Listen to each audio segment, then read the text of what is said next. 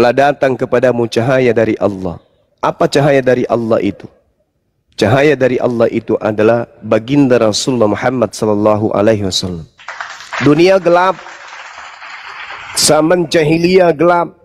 Dengan turunnya Nabi Muhammad menjelaskan kebenaran tentang titah yang datang kepada Nabi Adam alaihi salam. Jadi terang dia. Dengan turunnya Nabi Muhammad menjelaskan kaidah yang muncul pada Nabi Adam, pada Nabi Abraham atau Ibrahim alaihi salam. Menjelaskan, menguraikan, jadi terang. Kemudian bagaimana Nabi Muhammad menjelaskan tentang proses penciptaan, jadinya terang. Yang tadinya kita tak tahu, Nabi Muhammad datang untuk menjelaskan itu semua. Maka dikatakan sebagai Nur Muhammad. Alam semesta ini dicipta. Kenapa? Karena nanti Nabi Muhammad yang akan menguraikan itu semua. Makanya dijelaskan dalam Al-Quran surah An-Nahl ayat 44. Nabi Muhammad diutus oleh Allah membawa Al-Quran sebagai cahaya untuk dunia. Dan menjelaskan serta membimbing seluruh manusia.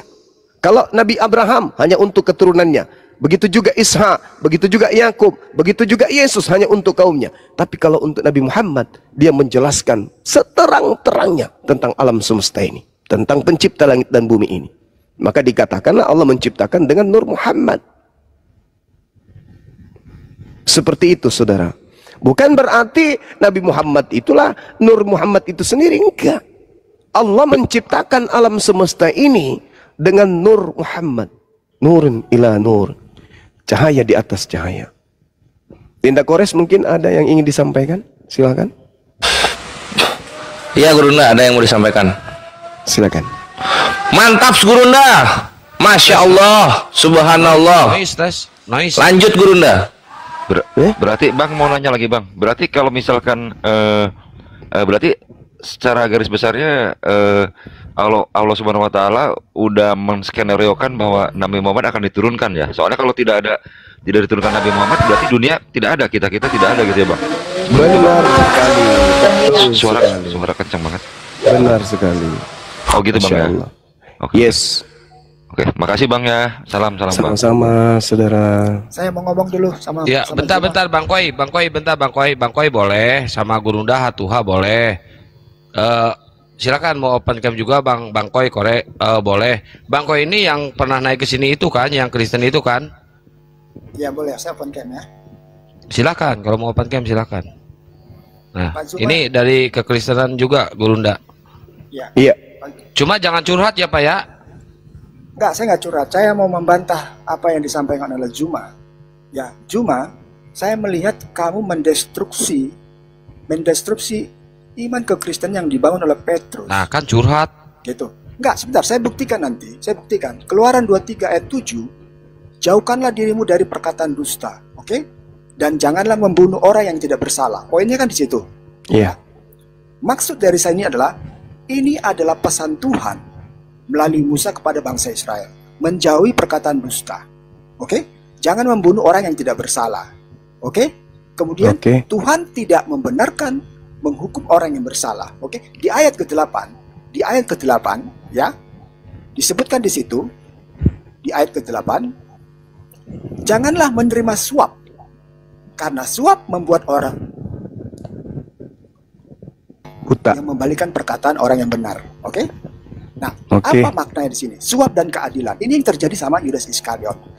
Zuma, kalau kamu tidak suka dengan Paulus, silahkanlah versimu. Tapi kamu membuat teori kristologi untuk sesuai dengan versimu. Ini keliru. Kenapa? Saya katakan tadi.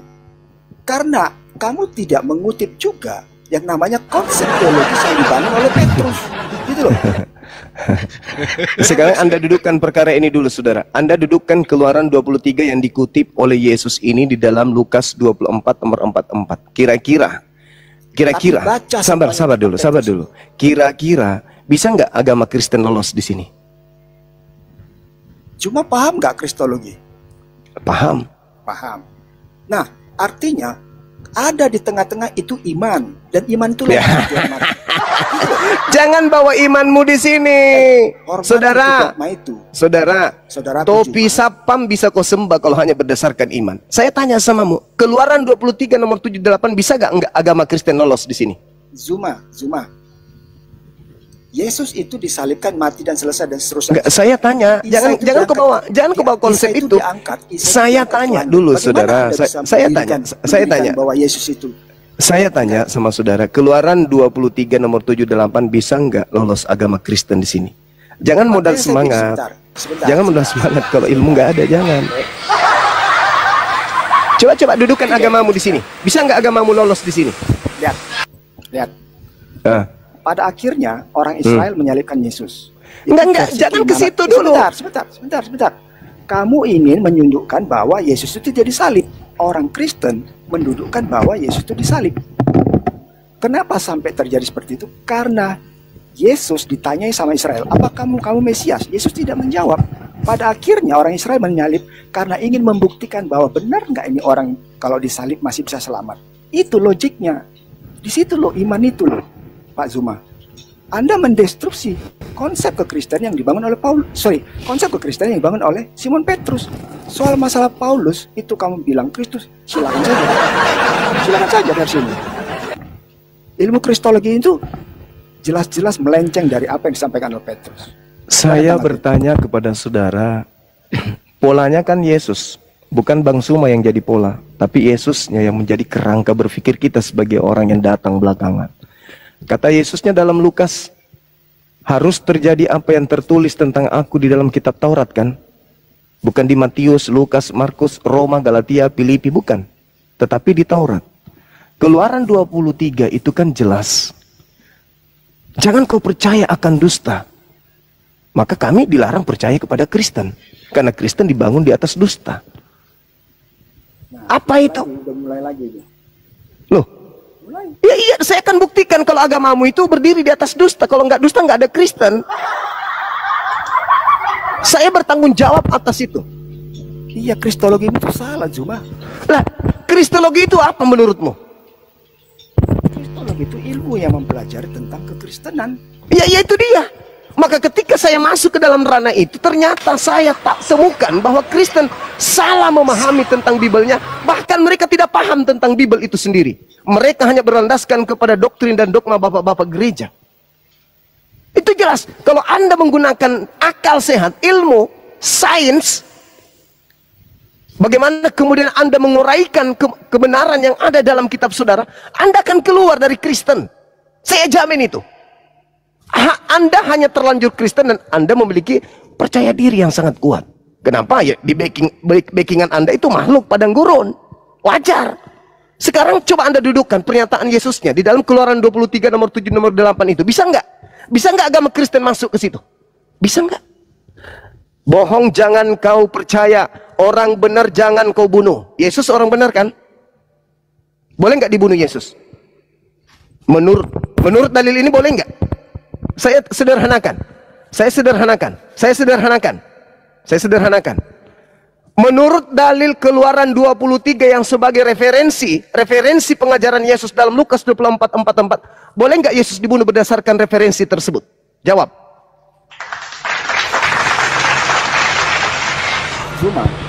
Pak Zuma. Hukum Taurat yang ditulis di Perjanjian Lama itu kita Keluaran. Bang Kores, noise Bang Kores. Woi. Iya, ditutup aja di Kores. Ya, udah ditutup tapi dibuka lagi. Ya, saya ulangi. Hukum Taurat yang berlaku di agama Kristen, ya, itu yang ditulis di kitab Keluaran di pasal yang 14 ada 10. Itu berlaku, tapi dilarang membunuh. Faktanya sampai sekarang ada orang membunuh. Apa hubungannya coba? Hubungannya apa hubungan? Yang saya tanyakan kepada saudara, saya kutip Keluaran 23 ayat 7 yang mengatakan Anda jangan berdusta untuk mencapai tujuan. Itu memang orang Yahudi pada akhirnya berbohong, mendustakan apa yang dilakukan sama Yesus, sehingga Yesus akhirnya disalib. Di situ kristologinya. Tapi Anda ingin boleh tidak membunuh, boleh tidak membunuh Yesus. Di tengah-tengah itu ada iman. Memalukan sekali. Memalukan kalau hanya berdasarkan. Pertanyaan saya, boleh tidak Yesus dibunuh berdasarkan firman Tuhan tadi? Di mana firman ini adalah kisi, referensi yang Yesus bocorkan. Pak Zuma, kita masih bisa berdebat dan berdiskusi ilmu perbandingan agama, tapi hormati iman, sama seperti saya menghormati iman saudara saya orang Muslim. Kalau begitu, hentikan gerakan kristenisasi, gerakan membodohi orang. Saya setuju. Nah, Saya setuju gitu. Hentikan. Lembaga Bible Indonesia, STT, jangan lagi belajar tentang Islam. Misionaris hentikan. Jangan ada lagi misionaris Ada masuk ke yang setuju yang kampung-kampung saya sampaikan. menjual agama dari saya barat setuju. itu. Itu saya setuju. Bahwa menyebarkan brosur-brosur itu nggak benar itu. Nah, sekarang pertanyaannya adalah, kembali kepada tema. Keluaran 23 nomor 7 nomor 8, bisa nggak Kristen lolos di situ? Begini Zuma, Tuhan memberikan perintah, menetapkan aturan, menetapkan dalil, tetap saja manusia membantahnya. Itulah Israel. Israel Pertanyaan saya, boleh tidak Yesus, boleh tidak Kristen duduk di situ? Pertanyaannya, kenapa tidak? perintahnya apa? Jangan membunuh Yesus. Jangan membunuh. Sebentar, Anda kan menarik Yesus sebagai objeknya kan? Yesus yang mengatakan itu. Ini Yesus belum lahir di sini. Aduh Juma. Ini belum Hei lahir. saudara, Lukas 24 nomor 44 harus terjadi semua yang dikatakan tentang aku di Tadi dalam kamu bilang hukum Zuma, itu Taurat. Keluaran 23. Tadi katanya Keluaran 23 bukan Lukas. Yang mana nih sekarang? Yesusnya yang menjadikan Keluaran 23 itu sebagai referensi dalam beragama. Harus terjadi apa yang tertulis tentang aku di dalam Keluaran 23 nomor 7 nomor 28. Satu-satu dulu. Keluaran 23 ayat 7. Hah, Jangan menghukum orang yang benar. jangan menghukum orang yang salah dan jangan menunjukkan dusta. Salah Anda. Tadi kan Salah. Jangan membunuh orang yang benar. Jangan membunuh orang yang tidak bersalah. Pertanyaan saya, boleh nggak Yesus dibunuh? Di situ tidak seperti itu katanya. Jangan membunuh orang yang tidak bersalah. Iya. Artinya, Boleh nggak yang membunuh bersalah- Yesus? Yang bersalahlah yang dihukum. Oke, boleh nggak membunuh Yesus? Yesus tidak bersalah. Boleh nggak dibunuh? Secara logik Yesus tidak boleh harusnya dibunuh sesuai dengan aturan dalil tadi. Tetapi orang Israel membunuh. Nah, sekarang itu melanggar firman Tuhan atau memenuhi firman Tuhan? Ya kalau kita bicara logik ya melanggar, tapi kan dilakukan manusia. Melanggar. Berarti agama Kristen berdiri di atas pelanggaran firman Tuhan, betul? Tidak begitu konsep kristologinya. Makanya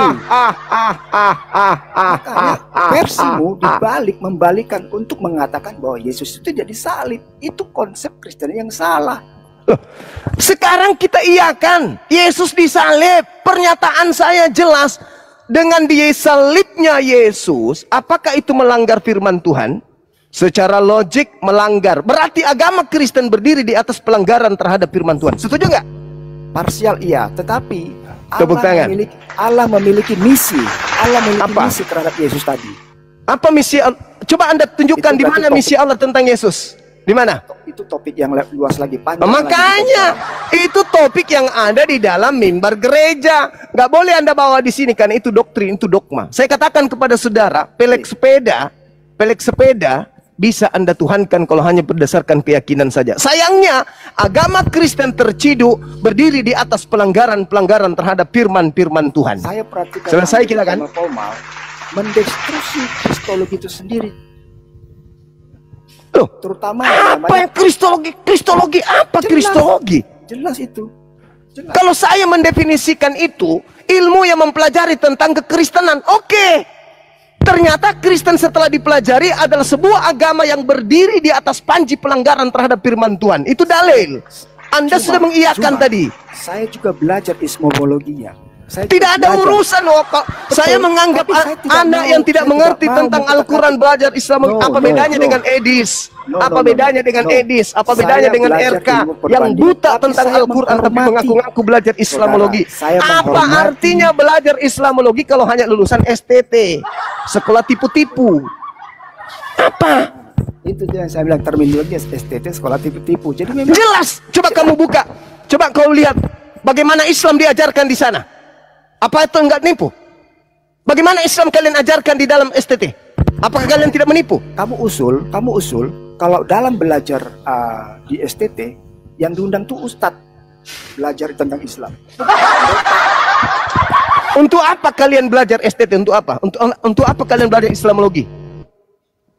Apa untungnya buat kalian kalau bukan untuk menghina dan menghujat Islam? Tahu, gitu loh. Apa?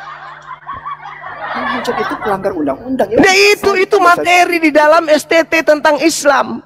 Itu. Nah, sekarang nggak usah terlalu jauh. Iakan saja. Agama Kristen adalah agama yang berdiri di atas pelanggaran Tuhan, firman Tuhan. Sudah selesai. Betul?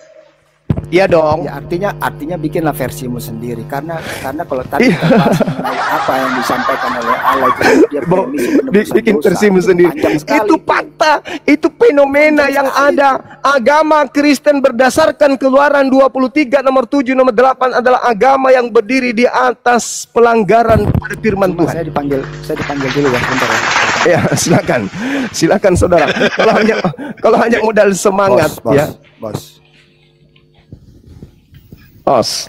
Kalau hanya modal semangat, oh dia insan bela diri rupanya. Os. Sorry. Bang, nanya lagi bang. Iya. Maaf bang. Nyantai ya bang, silakan. jangan kayak tadi marah-marah. Ini bang, ini Oke. saya udah ngerti semua pernyataan bang Juma. Cuman efeknya jadi ini loh bang. Kalau menurut saya ini ya, logika saya bang. Kan berarti itu efek dari pernyataan bang Juma itu mengatakan membuat Nabi Muhammad bukan sekedar manusia biasa bang. Maksudnya lebih dari sekedar nabi bang, tapinya bang. Oh enggak. Kedudukan tertinggi, sebentar, kedudukan tertinggi yang dimiliki manusia itu karena mereka diberikan kemuliaan berupa kenabian. Itu. Oh, mentok sampai nabi gitu bang. Oh iya. Tapi kan nabi-nabi lain nggak seperti itu bang. Maksudnya kan yang kita tahu kan cuma ada Nur Muhammad itu, nggak ada Nur Isa atau misalkan Nur Musa gitu bang. Berarti kan lebih tinggi dari nabi-nabi yang lain lah minimal gitu bang. Jadi gini, kalau kita Gimana, lihat Al-Quran surah Al-Ahzab, di situ diterangkan oleh Allah di ayat 45-46, Allah Subhanahu wa taala menjelaskan begini. Ya ayuhan nabi, inna arsalnaka syahidan wa mubasysyiran wa natsira. Wahai nabi, sesungguhnya aku mengutusmu untuk menjadi saksi, pembawa kabar gembira dan pemberi peringatan. Wadaiyan ilallah biizni wasirajan munira, dan untuk menjadi penyeru kepada ajaran Allah dengan izinnya dan sebagai cahaya yang menerangi. Jadi seluruh nabi itu adalah nur. Seluruh nabi itu adalah cahaya. Seluruh nabi, bukan hanya Nabi Muhammad saja. Oh semuanya bang, semuanya bang. Iya, itu. Makanya saya katakan kepada saudara, kedudukan seorang nabi itu adalah cahaya bagi seluruh alam semesta terhadap apa yang diuraikan Nur Muhammad tadi. Bukan berarti Nabi Muhammad yang menjadi seperti pemahaman orang Kristen dalam Yohanes 1 nomor 1, Yohanes 1 nomor 3, bukan. Iya justru itu bang, maksud saya itu begitu bang. Bukan di situ poinnya. Bukan ya, iya saudara. justru saya begini, makanya saya hadir lagi itu menanyakan, kok mirip jadinya bang? Betul nggak kalau saya punya pemikiran seperti itu bang? Iya, karena Anda salah mentafsirkan Yohanes 1 nomor 3. Anda menganggap bahwasanya firman di situ adalah Yesus. Salah. Di situ bukan Yesus yang firman itu. Makanya tidak ada dalil di Bible Anda yang mengatakan pengakuan Yesus, aku adalah sang firman. Tidak ada. Cuma pemahaman Kristen karena dipengaruhi oleh ajaran Paulus sehingga mengatakan Yesus itu adalah firman itu sendiri. Bukan. Coba, orang Kristen diajarkan untuk mengkawinkan dua ajaran. Ajaran paganisme, ajaran tauhid, ajaran trinitas, ajaran tauhid. Di mana buktinya? Coba Anda lihat Filipi 2 nomor 6. Siapa yang menjadi manusia di situ? Yang menjadi manusia di situ bukan firman. Yang menjadi manusia di situ adalah dewa. Dewa itu mengosongkan dirinya menjadi daging. Sedangkan yang terjadi di dalam Yohanes 1 nomor 1, Yohanes 1 nomor 14 endingnya, firman itu menjadi daging. Sama seperti Matius 4 nomor 4. Manusia itu adalah firman yang menjadi daging. Manusia tidak hidup dari roti saja, melainkan dari setiap firman yang keluar dari mulut Tuhan. Berarti kita ini berasal dari firman yang keluar dari mulut Tuhan, sama seperti Yesus. Firman yang keluar dari mulut Tuhan adalah, wahai Gabriel, ya Tuhan datang kepada seorang perawan bernama Maria, katakan kepada dia, aku Tuhan mau agar dia hamil dan melahirkan ciptaanku bernama Yesus. Lahir. Maka dikatakan pada mulanya firman. Lalu kemudian pada mulanya firman ini, kehendak ini, aku hendak menciptakan manusia tanpa ayah. Turun, sampaikan kepada wanita Maria. Turun. Maka Maria hamil dan melahirkan manusia. Maka Yesus dikatakan pada mulanya adalah firman. Firman itu telah menjadi manusia. Jadilah Yesus. Coba Anda baca Yesaya 55 nomor 11 atau Mazmur 33 nomor 9. Apa yang dimaksud di sana? Innama amruhu idza arada syai'an ayyakula lahu kun fayakun. Setiap kali Tuhan ingin mengadakan sesuatu yang tadinya tidak ada menjadi ada, Tuhan hanya berkata, Tuhan hanya memberi perintah. Itu seperti itu, saudaraku. Ya, berarti beda ya pengertiannya, Bang. Saya ini mah dengan pemikiran saya, dengan asumsi saya gitu. Kok jadi mirip gitu? Itu asumsi saya tapi udah diterangin. Makasih Bang Juma. Oke. Baik, segitu aja Bang Pelajar. Saya geser ke pasien selanjutnya. Ini ada dari tadi nih Gunung Batu. Iya, segitu aja. Silakan yang lain. Silakan. Silakan. Ya, Gunung Batu mau menghujat, silakan. Mau menghujat apa?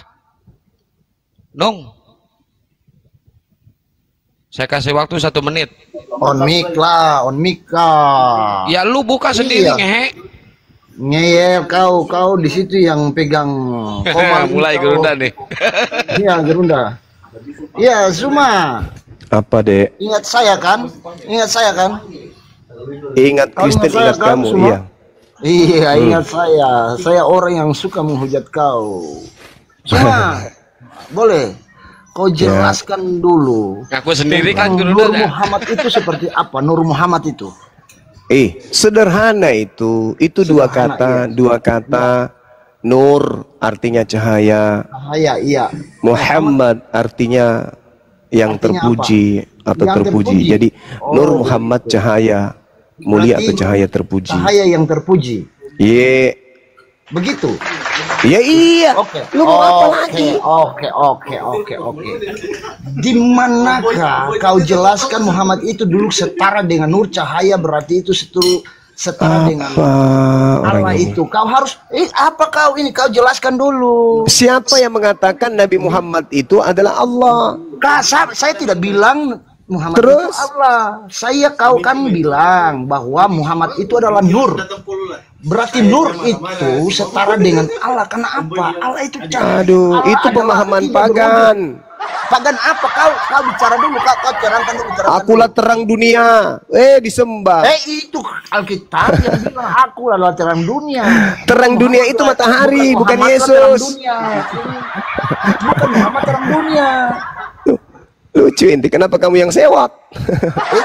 Lah saya tanya, yang terang dunia itu Allah, bukan Muhammad. Yang sewot malah kamu, bukan saya. Terang dunia itu adalah matahari. Hei, Alkitab itu sudah mencatat tentang Udah, proses penciptaan. ribut kau. Udah apa kau? Kau.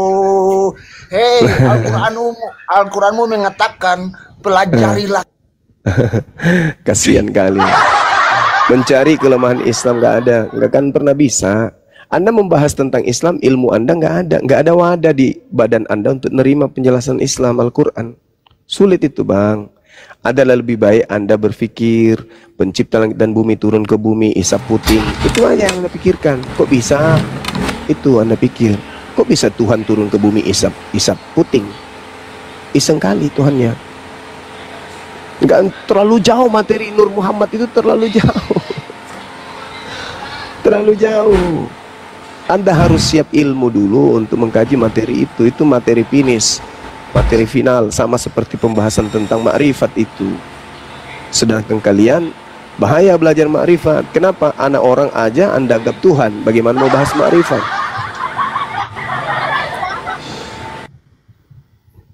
Bang Kores, noise Bang Kores. Ini Pandi katanya mau promosi dulu. Pandi silakan. Pandi. Siap Kang, Assalamualaikum warahmatullahi wabarakatuh. Assalamualaikum warahmatullahi. Bang Zuma, Assalamualaikum. Waalaikumsalam warahmatullahi wabarakatuh. Enggak sih, cuman mau di follow aja teman-teman, 5 menit aja, habis itu turun. Lanjut, Akang. Siap. Ini ada Bang Pur. Bang Pur, dibuka mute-nya Bang. Bang Pur silakan. Ayo pasien selanjutnya silakan Bang Pur.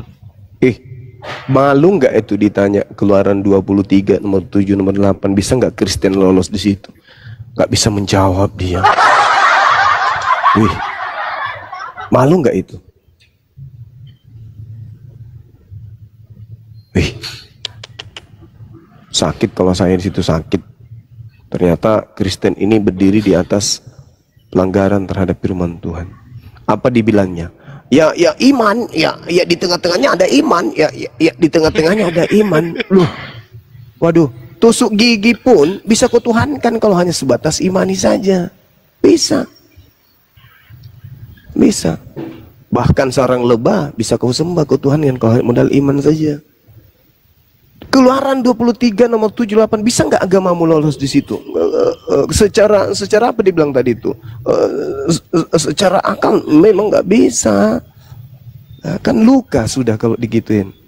Ya berpikirlah ya adik-adik sekalian, anak-anakku di bawah yang didatangi misionaris, yang kemudian ada wanita-wanita cantik yang diberikan mendatangi Anda untuk murtad. Berpikirlah.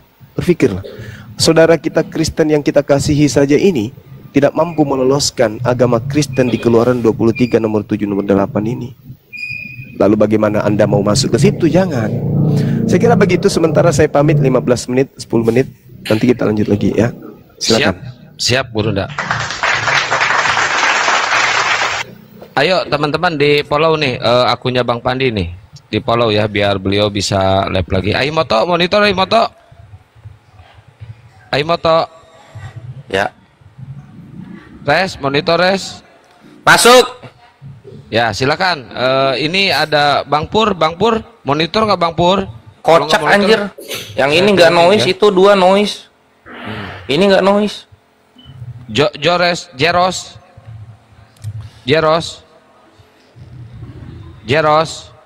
Oi Jeros.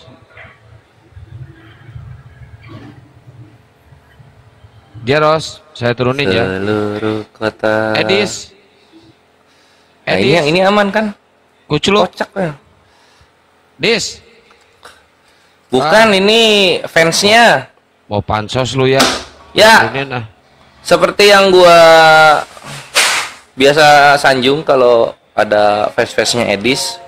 Tolong selalu berdonasi untuk pembangunan rumah apologet yang sedang diprogram oleh Edis ya. Gitu. Jangan kalian miskin-miskin cuma 50.000, 100.000 ya per orang. Untuk rumah apologet Edis itu 1 juta ya per harinya. Gitu ya kawan-kawan. Thank you. Oke, lanjut. Lebok apa? Si gunung batu lebok kula itu.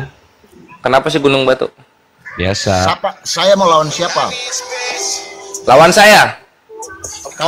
Kamu siapa? Saya Sukijat. Ya? Saya Sukijat. Kamu siapa? Oke, Sugijat. Ya, kenapa gunung? Boleh. Saya boleh bertanya? Boleh banget, silakan. Saya suka ditanya.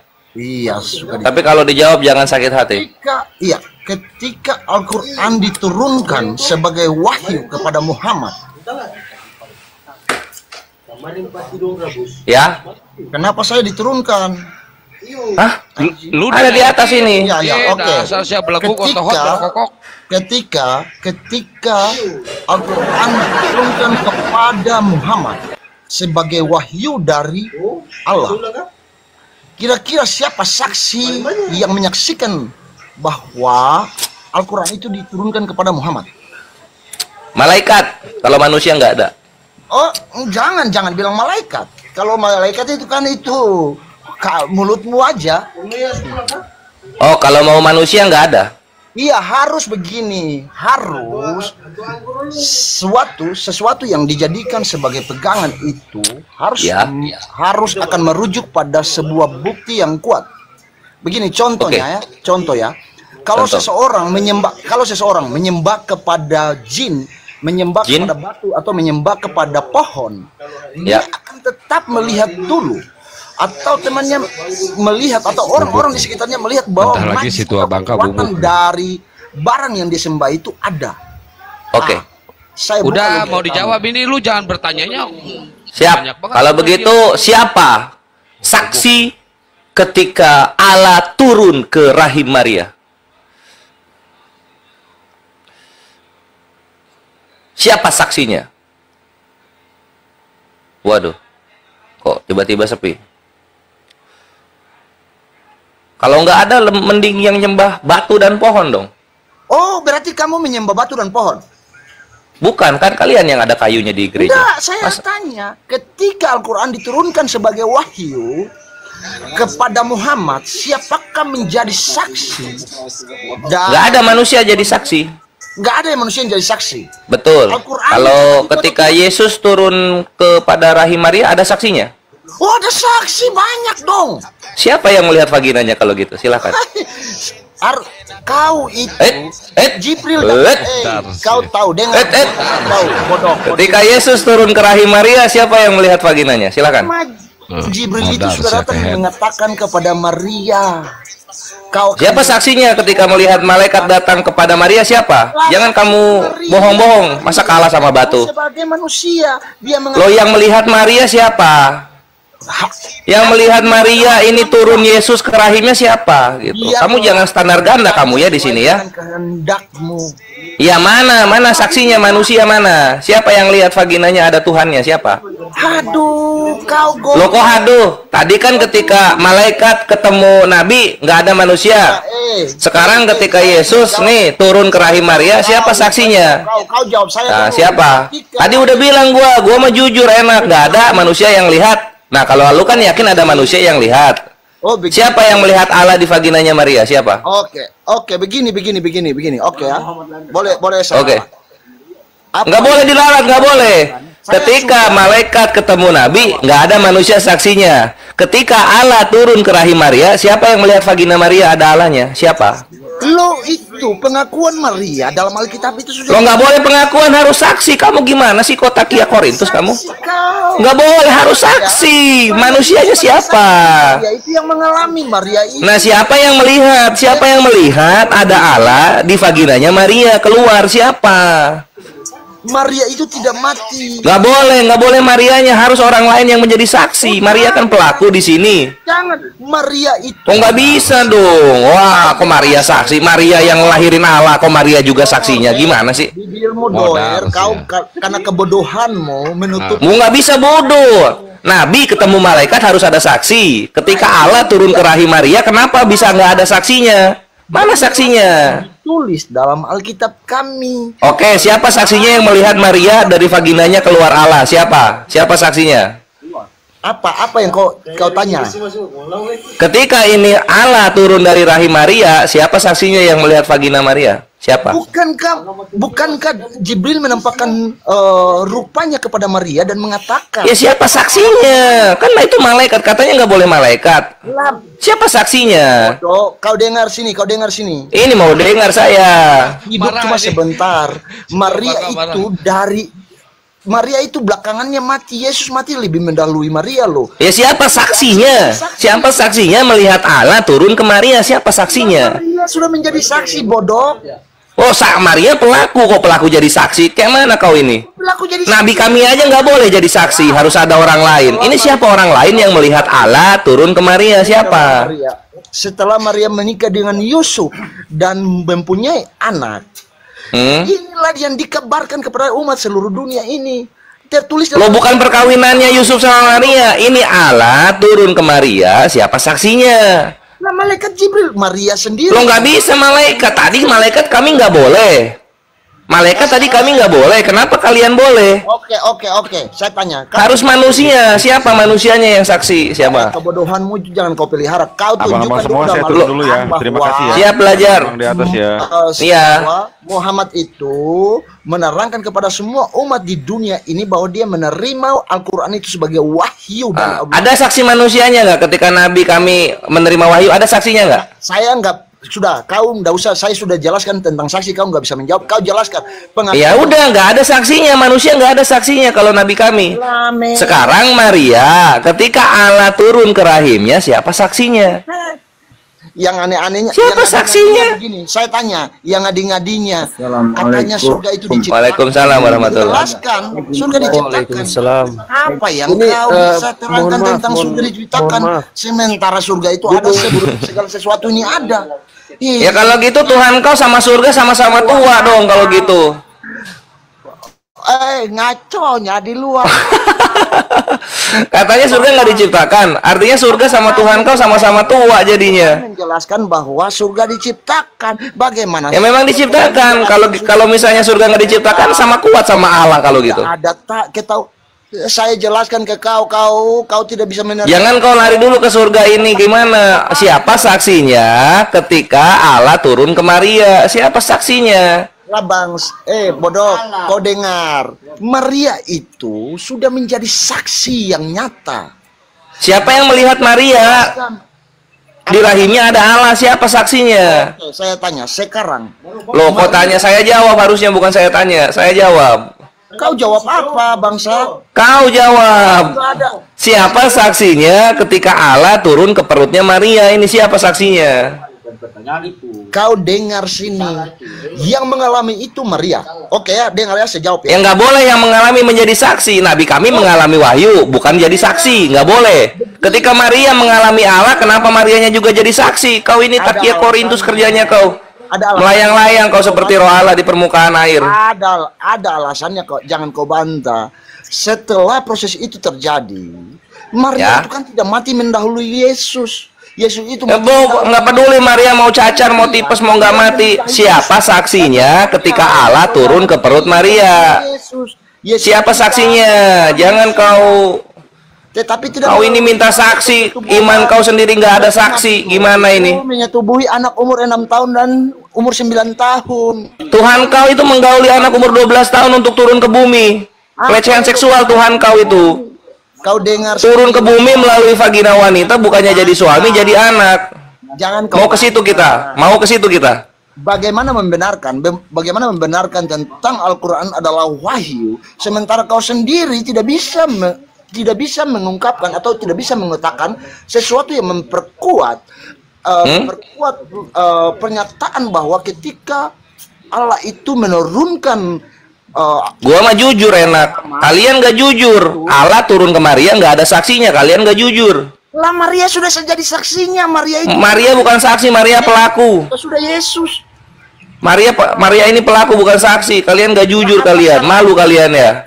Nanya-nanya saksi, kalian gak punya saksi. Saksi apa yang kita harus saksikan? Ini Allah turun ke rahim Maria. Ini ada Allah turun ke rahim Maria. Siapa saksinya? Kau dengar nggak? Proses Maria itu mengandung Yesus. Iya. Siapa saksinya? Di situ ada perjanjian yang dituliskan dalam Alkitab bahwa ini begini Mabre. Kalau misalnya Maria mengandung, itu kan bisa berhubungan bersetubuh kan? Bisa nih, nggak perlu saksi. Tapi karena konsepnya ini Allah yang dikandung, siapa saksinya? Makanya kau masa sama seperti manusia. Kau tahu bahwa Yesus itu dikandung tidak melalui proses biologi persetubuhan manusia, tidak melalui. Artinya ini harus ada saksinya nih. Siapa saksinya? Saksinya siapa? Ya Maria sendiri dong, bodoh. Lo nggak bisa dong. Nabi kami juga nggak bisa jadi saksi sebagai pelaku wahyu. Ini Maria pelaku Allah, kenapa dia nggak punya saksi? Saya tanya kamu. Ketika Yesus mati mendahului Maria, apakah Maria tidak bisa dijadikan sebagai saksi untuk menulis atau mencatatkan seluruh persoalan atau kejadian yang pernah dialami? Yesus mati banyak saksinya. Jawab. Ketika banyak saksinya kalau Yesus mati. Tapi kalau Allah turun ke rahim Maria, ini mana saksinya? Kebodohanmu jangan kau pelihara. Kau dengar dulu penjelasan. Hai sampah dunia. 1 Korintus 4:13. Siapa saksinya? Ada Allah turun ke perut Maria. Ketika Yesus dilahirkan, Yesus ini mengalami proses dan hidupnya di dunia ini cuma beberapa saat. Maria ini itu nggak aneh, itu nggak spesial. Allah turun ke rahim Maria, siapa saksinya? Itu ada proses. Kalau kita mau bilang pengakuan, Siapa yang tanya proses? Kau ini melayang-layang terus kau seperti roh Allah. Maria itu menjadi saksi hidup. Siapa saksi hidupnya? Maria itu menjadi saksi hidup loh. Kan Maria ini korban Maria ini bukan saksi, dia korban. Siapa saksinya? Ada Allah turun ke rahim Maria. Siapa saksinya? Oke, sekarang saya tanya ke Anda ya. Saya tanya ke Anda. Logikanya Jujur susah jujur ya. Susah jujur ya. lah Maria itu jadi saksi Nabi kami diterima wahyu, saksi manusia nggak ada. Jujur mudah. Kalian Allah turun ke perut Maria nggak ada saksi, nggak mau jujur kalian. Nggak mau jujur. lah Maria itu saksinya loh bos. Siapa yang menyaksikan Maria ada Allah turun ke perutnya siapa? Saya tanya, apakah kematian Maria dengan Yesus itu berbeda? Di mana Maria ditulis mati di Perjanjian Baru? Kau dengar di sini saya jelaskan. Nanti saya tunjukkan ayatnya. Jangan kau Tunjukkan ayatnya Maria mati. Kau ini ya kau ini macam-macam yang- saja kau. Memang Kau yang tidak tahu Maria tidak pernah ditulis mati di Perjanjian Baru. Jadi kau kembali lagi, siapa saksinya ketika Maria ada Allah di dalam perutnya? Siapa saksinya itu? katanya wahyu dari Allah. Padahal dibilang kamu harus mempelajari kitab-kitab sebelumnya. Ya ini ketika saya mempelajari kitab sebelumnya tidak ada saksinya itu Maria melahirkan Allah. Kenapa kau imani? Kenapa kau harus membenarkan sesuatu yang kalian sembunyikan? Kau harus mengakui. Kenapa ya? Gimana mau dibenarkan kalau tersembunyi?